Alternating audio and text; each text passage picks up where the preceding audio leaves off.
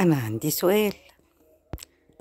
عارفين طبعا كلنا الزبادي أو الروب أو اللبن زي ما بنقوله في الدول العربية.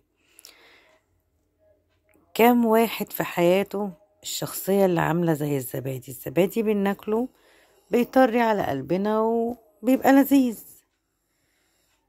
بس لو كترت منه بيجيلك منه إسهال.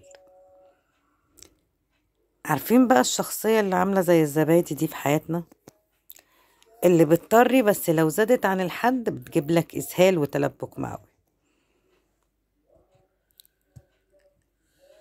الشخصية دي بتبقى حلوة في البداية وجميلة جدا، بس لو كترت منها بتبقى مسخة وحمضة.